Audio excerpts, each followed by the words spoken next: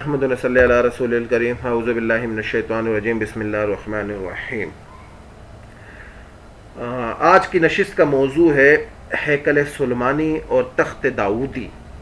حضرت سلیمان علیہ السلام ایک بڑے پیغمبر گزرے ہیں، آپ کو بنی اسرائیل میں مبعوث کیا گیا تھا۔ صرف پیغمبری عطا نہیں کی گئی بلکہ دنیا کی عظیم بادشاہت اور علم سے بھی نوازا گیا، اور اس کے اندر کافی چیزیں آپ کو دی گئی۔ آپ کا تخت ہوا میں اڑتا، آپ کی جنات پر حکومت، اور آپ کے چرند پرند آپ کے ساتھ، ہوا آپ کے ساتھ، تمام معاملات آپ کے ساتھ، تخت بلقیس آپ کے سامنے جنات نے پلک جھپکتے ہی پہنچا دیا۔ تو آپ کو ایک بہت بڑی بادشاہت عطا کی گئی اور آپ کو وہ بادشاہت دی گئی۔ آپ کی حکومت جو تھی وہ صرف زمین پر بھی تھی، جنات پر بھی تھی، اور جنات اور ہوا آپ کے تابع تھے۔ آپ کا ایک عظیم العالیشان تخت تھا جس پر بیٹھ کر آپ ہوا میں جہاں چاہتے اس کو حکم دیتے، وہ آپ کو وہاں لے جاتا اور اسے لے جا کر آپ کو سامنے رکھتا۔ آپ کے والد حضرت داؤد علیہ السلام نہایت ہی جلیل القدر انبیاء گزرے ہیں، آپ کو بھی اللہ نے بادشاہت عطا فرمائی تھی۔ آپ کا بھی ایک نہایت ہی قیمتی تخت تھا۔ حضرت داؤد کے تخت کا نام کسی کو یاد ہے؟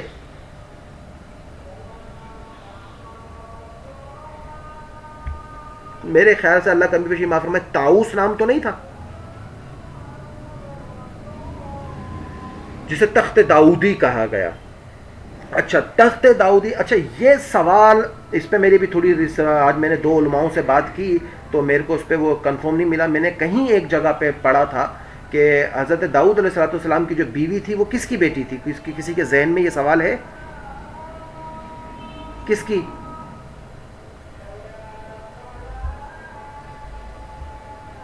جی اپنا کہیں بتائیں کس کی مولانا؟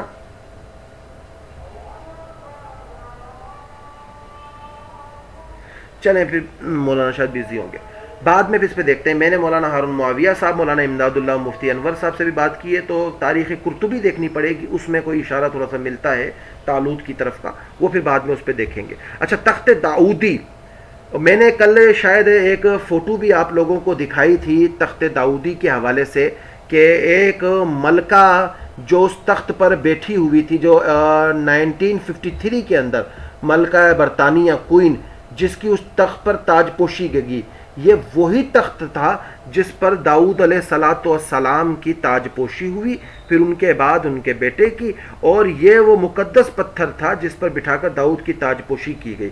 اس تخت کو تخت داؤدی کہا گیا۔ حضرت سلیمان نے جب ہیکل سلیمانی یعنی کہ داؤد علیہ السلام کا جو خواب تھا ہیکل بنانا، مگر وہ جنگوں کی وجہ سے بنا نہ سکے، تو اس کے بعد کیا ہوا کہ اس خواب کو کس نے پورا کیا؟ حضرت سلیمان علیہ السلام نے، اور وہ باقاعدہ طور پر اس کو وہاں سے لے گئے اور تخت داؤدی کو، اس پتھر جو تخت داؤدی کا تھا، وہ ہیکل سلیمانی کی مقدس اشیاء کے ساتھ ہیکل کے اندر رکھ دیا۔ یہاں تک بات سمجھ آئی؟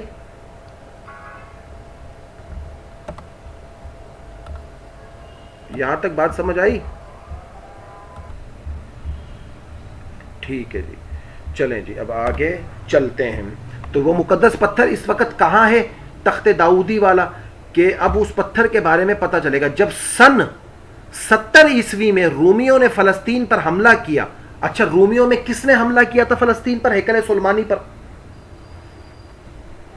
کل پوری نشست ہوئی تھی نا اس پر، کس نے حملہ کیا تھا؟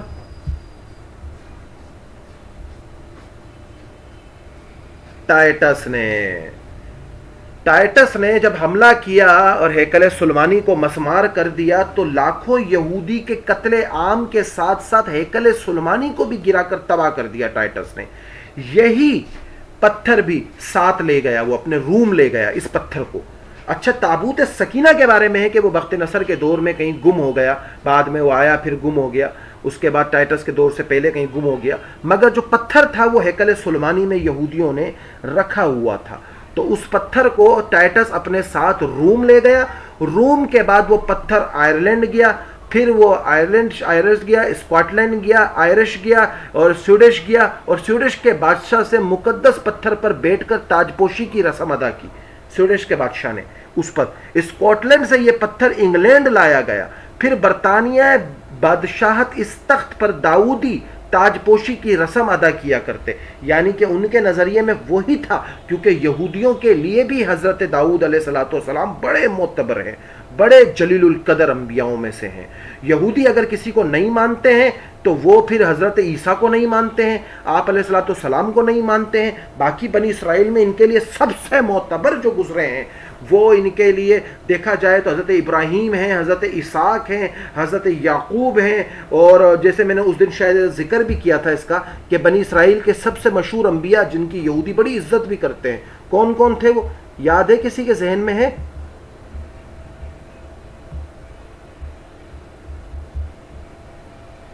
نہیں ٹوٹل تھے نا، ٹوٹل میں نے ذکر کیے تھے بنی اسرائیل کے مشہور 12 قبیلے بھی، اور ان کے جو انبیاء تھے جن کو بنی اسرائیل کے انبیاء بھی کہا جاتا تھا۔ کتنے کے مشہور انبیاء کون؟ حضرت ابراہیم، حضرت اسحاق، حضرت یعقوب، حضرت یوسف، حضرت موسیٰ، حضرت ہارون، حضرت داؤد، حضرت سلیمان، حضرت دانیال۔ اور مشہور انبیاء میں حضرت عیسیٰ علیہ السلام کا بھی ذکر ہے، مگر یہودی انہیں تسلیم نہیں کرتے، ان کا ان سے 36 کا آنکڑا چلا آیا کیتھولک سے اور ان سے، کیونکہ وہ عیسائیوں کے لیے اترے تو اس وقت کے دور میں تھے، تو یہودی چڑھتے تھے کہ بنی اسرائیل میں ہم سے وہ چیز کیوں چھین لی گئی جو ہمیں دی گئی۔ اور ان کی جو مشہور کتابیں صحیفہ ابراہیمی، زبور، تورات اور انجیل جو ان پر اتاری گئی اور اس دور کے اندر اتاری، اور جو ان کے مشہور قبیلے تھے جس کا میں نے ذکر کیا تھا، ربون، شمون، لاوی، یہودا، دان، نفتالی، جات، عاشر، یسکار، زبلون اور مناسا، افرایم اور بیامین، یہ جو مشہور قبیلے بنی اسرائیل کے بنے تھے، اور وہ پھر اس قبیلوں کے ذریعے ان کی ایک نسل آگے چلتی رہی۔ بہرحال وہ پتھر کہاں تھا کہ وہ پتھر اس وقت برطانیہ کے اندر ہے، اس کے بعد اس کو ملکاؤں کی تاج پوشی ہوتی ہے۔ یہ پتھر اس وقت ویسٹ منسٹر برطانیہ پارلیمنٹ کے ساتھ چرچ میں موجود ہے۔ اس پتھر کی اگلی منزل کہاں ہے؟ اصل سوال یہ ہے کہ اب اس پتھر کی اگلی منزل کہاں ہے؟ پہلی منزل اس کی روم تھی، سب سے پہلے تو یہ ہیکل سلیمانی میں فلسطین میں تھا، پھر اس کی منزل ہوئی روم کے بعد ہوئی آئرلینڈ، پھر اس کے بعد ہوئی اسکاٹ لینڈ، آئرش، سویڈش بادشاہ، اور اس کے بعد یہ برطانیہ پہنچا۔ اب یہ پتھر کہاں ہے؟ برطانیہ میں۔ اس کی اگلی منزل کیا ہے؟ یہودی اس تخت داؤدی کو اس کی اپنی پرانی جگہ یعنی تیسری بار تعمیر کیے جانے والے ہیکل سلیمانی، جو ان کا تیسرا منصوبہ یعنی کہ تھرڈ ٹیمپل، تیسری مرتبہ ٹیمپل بنانا، اور جس پر حکومت آ کر اب دجال کرے، اور اس میں رکھنا چاہتے ہیں۔ اور یہودیوں کے عقیدے کے مطابق اس تخت داؤدی پر ان کا مسیحا بیٹھ کر ساری دنیا پر حکومت کرے، وہ مسیحا جسے ہم مسلمان دجال کے نام سے جانتے ہیں۔ عیسائیوں کا عقیدہ ہے کہ اس تخت پر حضرت مسیح یعنی کہ حضرت عیسیٰ علیہ السلام بیٹھیں گے۔ عیسائیوں کا جو عقیدہ اس معاملے میں ہے، یہ تو آپ کے علم میں ہوگا کہ ہیکل سلیمانی کے تمام حصے یہودیوں نے تیار کر رکھے ہیں، یہ تو جانتے ہیں نا آپ، یہ بھی نہیں جانتے؟ یہ علم میں ہے کہ ہیکل سلیمانی کے تمام ٹکڑوں کو یہودیوں نے بنا لیا ہے، اور وہ اس کو اس کی تمام چیزوں کو بنا لیا ہے، آرٹیفیشل ٹائپ میں، جس ٹائپ میں بنا کر اسے رکھ لیا ہے، تیار کر رکھا ہے، صرف اسے لگانا باقی ہے۔ یعنی کہ آپ نے گوشت کو ابال لیا ہے، چاول کو ابال لیا ہے، سالن کو بنا لیا ہے، مسالے کو بنا لیا ہے، اب کیا رہ گیا ہے؟ اب کراچی والوں کے لیے تے والی بریانی رہ گئی ہے بس۔ اب اس کو تھوڑا سا تے لگایا جائے گا، پھر بریانی ڈالی جائے گی، پھر تے دیا جائے گا، پھر بریانی، پھر تے، پھر بریانی، پھر دم دے دیا جائے گا۔ تو یہودیوں نے بھی اس طرح سے اس کے ٹکڑے تیار کر لیے ہیں، بنا لیے ہیں، پورا نقشہ بنا کے اس کے چھوٹے چھوٹے اسٹرکچر، ڈھانچے بنا کے انہوں نے اپنے پاس ٹھہراؤ میں رکھے ہوئے ہیں۔ اب اسے نفذ کرنا باقی ہے، کس جگہ پر؟ عین اسی جگہ پر جس جگہ پر کیا ہے؟ جس جگہ پر کیا ہے؟ مسجد اقصیٰ۔ مسجد اقصیٰ عین اسی جگہ پہ تعمیر کرنا چاہتے ہیں۔ اس وقت مسجد اقصیٰ موجود ہے، اس مقصد کے لیے گنبد صخرہ اور مسجد اقصیٰ کو شہید کیا جائے گا۔ یہ بھی آپ نے سنا ہوگا کہ یہودیوں نے مسجد اقصیٰ کی بنیادیں خفیہ طریقے سے مشینری استعمال کر کے کمزور کر دی ہیں. وہ جو میں نے ذکر کیا تھا کہ دیوار گریہ کا ایک ٹکڑا ہیکل سلیمانی کا انہیں ملا تھا اور انہوں نے آثار قدیمہ کے نام پر کہ ہمارے یہاں اور تبرکات ہو سکتے ہیں اسے کھودنا شروع کیا اور اس کے نام پر مسجد اقصیٰ کی بنیادوں کو کھوکھلا کر دیا کہ وہ کس ٹائم گرے تو ہم حملہ کر دیں اور کہیں کہ دیکھو جی یہ تو گر گئی، اب تو ہماری جگہ ہے، اب ہم اپنے قائم کریں گے، ہم ڈائریکٹ تو گرا نہیں سکتے اس کو. تو اسی لیے پوری دنیا میں میڈیا کے ذریعے گنبد صخرہ کی فوٹو دکھا کے مسلمانوں کو یہ بتایا جاتا ہے کہ مسجد اقصیٰ گنبد صخرہ ہے، حالانکہ گنبد صخرہ مسجد اقصیٰ کے ہاتھے میں آتی ہے، صحن میں آتی ہے. وہ اصل تو کالا گنبد ہے مسجد اقصیٰ مصلی ممبر والا. اچھا یہ سب آسان ہوگا کہ وہ مشینری کے ذریعے اس کو گرا دیں؟ یہ سب آسان ہوگا؟ جب مسجد اقصیٰ جو مسلمانوں کا قبلہ اول ہے گرائی جائے گی تو کمزور سے کمزور بکھرے ہوئے مسلمان بھی اٹھ کھڑے ہوں گے اور کوئی سنی، دیوبندی، بریلوی، وہابی اور کچھ طبقہ شیعوں میں جو مسجد اقصیٰ کو کوئی معتبر مانتا ہے یا نہ مانتا ہے یا صاف ستھرا طبقہ ہے، سارا شیعہ گستاخ نہیں ہے، جو تمام صحابہ کو اچھا مانے اور جن کا یقین لا الہ الا اللہ محمد رسول اللہ کے کلمے پر ہو، اور تو وہ بالکل صحیح ہے کیونکہ اس کا ایمان اس پر ہے. تو اس وجہ سے جو انسان کا کلمہ آپ علیہ الصلوۃ والسلام والا کلمہ ہو وہ مسلمان ہے، ختم نبوت آخر پر وہ یقین رکھتا ہو وہ مسلمان ہے. جہاں ختم نبوت میں تھوڑی بہت کمی آئی وہاں اس کا ایمان ختم ہو جائے گا. تو وہ طبقہ جو آپ علیہ الصلوۃ والسلام پر یقین رکھتا ہے، صحابہ کو اللہ کے نبی کے صحابہ مانتا ہے، تو ان کے اندر ایمان ہوگا تو اول وہ شہادت کی بھی صورت کیوں نہ ہو وہ قبلہ اول کو بچانے کے لیے اپنی شہادتیں دینے کو تیار ہو جائیں گے. اس معاملے میں آج بھی تمام مسلمان ایک ہیں. نتیجے میں آخری عالمی جنگ ہو جائے گی جب مسجد اقصیٰ گرا دی جائے اور مسلمان اس وقت کھڑے ہو جائیں اور ایک طرف وہ طبقہ کہے کہ نہیں جی ایسی کی تیسی ہم تو ادھر ایکل ہی قائم کریں گے، اور مسلمان کہے تیری بھی ایسی کی تیسی تو قائم تو کر کے دکھا. تو پھر بدلے میں کیا ہوگا؟ پھر بدلے میں جنگ ہوگی، عالمی جنگ کی شروعات. نبی کریم صلی اللہ علیہ وآلہ وسلم کی پیشن گوئیاں موجود ہیں. وہ اتنی خون ریز خوفناک جنگ ہوگی کہ حدیث پاک میں اس جنگ کو اتنی خون ریزی ہوگی کہ زمین لاشوں سے اٹھ جائے گی اور ایک پرندہ زمین پر خالی جگہ تلاش کرے گا، بیٹھ نہ پائے گا، لیکن اس پر زمین پر کوئی جگہ اسے نہ ملے گی. انسانی لاشیں بکھری ہوں گی. ایک باپ کے 100 بیٹے ہوں گے تو 99 مارے جائیں گے اور لاشوں کے ڈھیر اور انبار لگے ہوں گے. یہ جنگ ہر صورت میں ہوگی. اس جنگ کا آخری ذکر تمام مذہب کی کتابوں کے اندر ہے. ہندو مذہب اس کو آخری یدھ کہتا ہے، آخری یدھ. عیسائیت اسے آرمگڈن کہتی ہے، اسلام اسے جنگ ہرمجدون کہتی ہے. حتیٰ کہ ہندو کتابوں میں یہاں تک کہ اس کو اپنا مہابت کے نام سے بھی موجود ہے، اور یہودی عیسائی اس جنگ کے لیے مکمل تیاریاں کر رہے ہیں اور نیٹو فورسز پوری دنیا کی تیاری کے حالات میں مصروف ہے، جبکہ مسلمان ابھی تک صرف اس چیز میں الجھا ہوا ہے کہ نیاز کھانی چاہیے یا نہیں کھانی چاہیے. جس نے کھانی ہے جا کے کھائے اپنے عقیدے کے مطابق، جس نے نہیں کھانی جس کے بعد دلیل ہے وہ نہ کھائے. ہم کس چیزوں میں الجھے ہوئے جی گھر جائیداد بن جائے، دولت بن جائے، معاملہ بن جائے، آگے پیچھے سارا معاملہ سیٹ ہو جائے. ہم لوگ اس میں عیاشیوں میں ان چیزوں میں الجھے ہوئے ہیں. اسی لیے پوری دنیا میں جو اسٹرکچر سسٹم بنایا جا رہا ہے، ایک اسٹرکچر سسٹم تیار کیا جا رہا ہے. آج مسلمانوں کو ٹک ٹاک میں آگے لایا جا رہا ہے، فلم انڈسٹریز میں آگے لایا جا رہا ہے، شوبز میں آگے لایا جا رہا ہے، اور بلڈرز کے اندر آگے لایا جا رہا ہے، بزنس میں آگے لایا جا رہا ہے. اسی وجہ سے کہ یہ پیسوں کی ہرس میں لگے رہیں اور ہم لوگوں کے اندر یہ ہرس پیدا کی جا رہی ہے تاکہ ہم لوگ اس میں مصروف رہیں اور وہ لوگ آزاد رہیں. وہ ہر چیز کے اوپر آزاد رہیں، وہ ہر کام کو کرتے رہیں اور اس چیز کو وہ اپنا سر انجام دیتے رہیں. تو جو پوری کی پوری دنیا کے اندر اس کو دکھایا جا رہا ہے، نظام دکھایا جا رہا ہے، اور وہ سارا کا سارا ایک نظام ہو رہا ہے. یہ نشست تخت داؤدی پر یہاں ختم ہو گئی. یہاں تک بات سمجھ آئی؟ کوئی سوال ذہن میں؟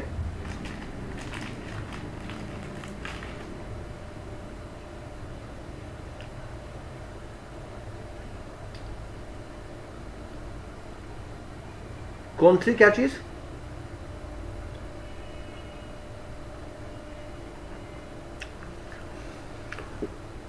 اب رہی، آپ نے سوال کیا ہے کہ مسجد اقصیٰ میں 1-2 سالوں سے جو مسئلہ چل رہا ہے یہ اس جنگ کی شروعات کا حصہ یا کیا؟ یہ سمجھ لو کہ آپ ہلکی ہلکی سی چنگاری ہیں. یہ چنگاری ہیں.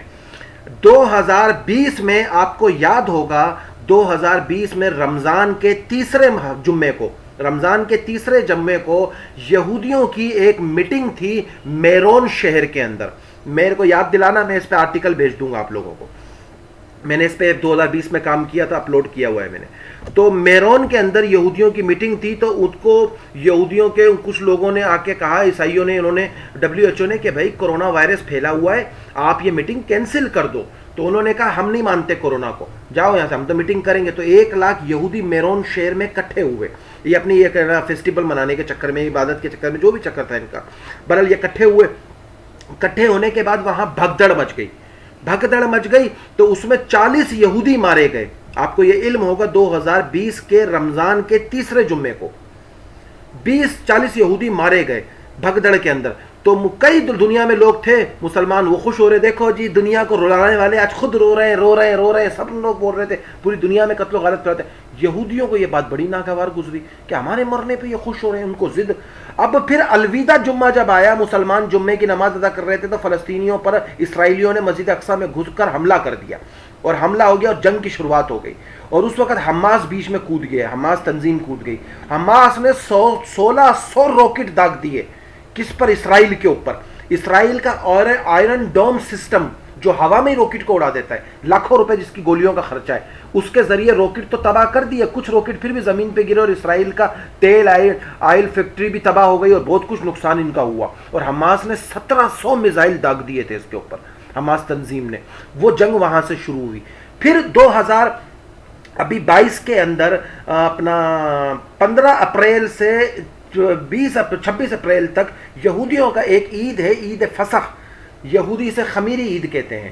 یعنی کہ یہودی اس عید کو اس لیے مناتے ہیں, اس تہوار کو اس لیے مناتے ہیں کہ یہودی کہتے ہیں کہ موسیٰ نے جب ہمیں بنی اسرائیل کی قید سے آزاد کروایا تو یہ اس کی خوش آئینی ہے. اور پھر یہودی اس میں قربانی دیتے ہیں. اور یہودیوں کا ایک عقیدہ ہے کہ اس دور میں ہم قربانی دے کے خون کو اپنے گھر کے دروازوں پہ لگا دیتے ہیں. جب ہمارا دیوتا یہودا گزرے گا تو وہ ہمارے دروازوں پہ خون دیکھے گا تو وہ سمجھ جائے گا کہ یہ میرے بندے ہیں اور یہ خوش ہیں کہ بنی اسرائیل سے ان کو آزادی ملی ہے. تو یہودیوں نے مسجد اقصیٰ والوں سے زمین مانگی کہ آپ ہمیں زمین دے دو تاکہ ہم ادھر اپنی یہ قربانی ادا کر دیں. یہ اپریل کا مہینہ بھی گزرا ہے نا, یہ جو 2 مہینے پہلے, اس میں یہ قربانی تھی. تو مسلمانوں نے کہا تمہارا دماغ خراب ہے, ہم تمہیں گنبد صخرہ کی چٹان کے اوپر آ کے قربانی کرنے دیں گے, تمہارا دماغ خراب ہے. تو مسلمانوں نے منع کیا, تو اس میں ان کی جھڑپیں ہوئی. پھر آپ کو یاد ہوگا یہ 8 دن تک جھڑپیں چلتی رہی تھی ابھی اپریل کے مہینے میں. تو وہ اسی لیے انگلیاں کرتا رہتا ہے, تھوڑی تھوڑی سی جنگ کو چنگاریاں بڑھاتا رہتا ہے تاکہ ان کو آہستہ آہستہ مارا جائے. اور پھر پوری دنیا کا لائے عمل جب سامنے آتا ہے تو وہ تھوڑا ٹھنڈا ہو جاتا ہے, سائڈ ہو جاتا ہے, پھر آتا ہے, پھر وہ کرتا ہے, پھر انگلی کر کے ان کو اس مقام تک لا رہا ہے کہ وہاں ان کی لڑائی شروع کروائی جائے. تو یہ سمجھ لو اس جنگ کی چنگاریاں ہیں. جس دن یہ آگ پکڑے گی اس دن جنگ ہرمجدون کی شروعات ہو جائے گی, اور پھر وہ قتل و غارت ہونا شروع ہو جائے گا. پھر وہ آخری دور امام مہدی اور حضرت عیسیٰ علیہ السلام کا ہوگا.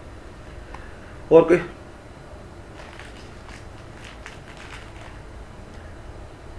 اب جو تیسرا وہ اپنا ورلڈ وار ہے اس کے بارے میں 2 نظریے بیان کیے جا سکتے ہیں. ایک نظریہ یہ کہ تیسرا آخری وار ہوگا, مگر تیسرا یہ نظریہ بھی بیان کیا جا سکتا ہے کہ ہمیں یہ تو نہیں پتا تیسرا ورلڈ وار کہاں ہوگا, مگر یہ پتا ہے کہ چوتھا ورلڈ وار دنیا کا آخری ہوگا, اختتام ہوگا. مگر جس طرح سے کتابوں میں ذکر ہے, یہود کی کچھ کتابوں میں, اور جو حالات نظر آ رہے ہیں, جو اسلام کی کتابوں کے ذریعے حالات نظر آ رہے ہیں. حضرت ایک حدیث شریف ہے, ڈاکٹر اسرار احمد مرحوم بیان کیا کرتے تھے, جس کا مفہوم ہے کہ اللہ کے نبی علیہ الصلوۃ والسلام نے فرمایا میں تمہارے درمیان آؤں گا, اللہ جب تک چاہیں گے میں رہوں گا, اللہ جب چاہیں گے مجھے اٹھا لیں گے, میں چلا جاؤں گا. پھر میرے بعد ایک دور آئے گا خلفاء کا, وہ ہو بہو میری طرح ہوگا, جب تک اللہ چاہیں گے رہے گا, جب اللہ چاہیں گے اٹھا لیں گے. پھر ایک دور آئے گا کاٹ کھانے والا, ملوکیت کا دور, اللہ جب تک چاہیں گے رہے گا, اللہ جب چاہیں گے اٹھا لیں گے. پھر ایک دور آئے گا زنجیروں میں جکڑا ہوا دور, اللہ جب تک چاہیں گے رہے گا, اللہ جب چاہیں گے اٹھا لے گا. پھر ایک دور آئے گا پورے عالم میں اسلام زندہ ہوگا, اور وہ بنو آدم کے لیے آخری دور ہوگا, اور اللہ کے نبی غمزدہ ہو کے خاموش ہو گئے, وہ آخری دور ہوگا. اب جو پورے عالم میں اسلام زندہ ہوگا وہ حضرت عیسیٰ والا دور ہے, اور اس سے پہلے جو چوتھے دور کا ذکر ہے زنجیروں میں جکڑا ہوا دور, تو آج اس دور کو دیکھو، آپ مسلمان ہو اپنے حق میں بھی آواز نہیں اٹھا سکتے، تو آج اگر اس حدیث کی روح سے دیکھو تو یہ وہی دور ہے جو زنجیروں میں جکڑا ہوا ہے. آپ جکڑے ہوئے ہو، آپ بات ہی نہیں کر سکتے حق کی. آپ مدرسے میں کھڑے ہو کے، ممبر پہ کھڑے ہو کے اسرائیل کے خلاف بات کرو تو جنگ شروع ہو جاتی ہے. آپ کفر کے خلاف بات کرو تو جی آپ یہاں فساد پھیلا رہے ہو، یہ کر رہے ہو، وہ کر رہے ہو. یہاں ایک ہم کو زنجیروں میں جکڑا ہے.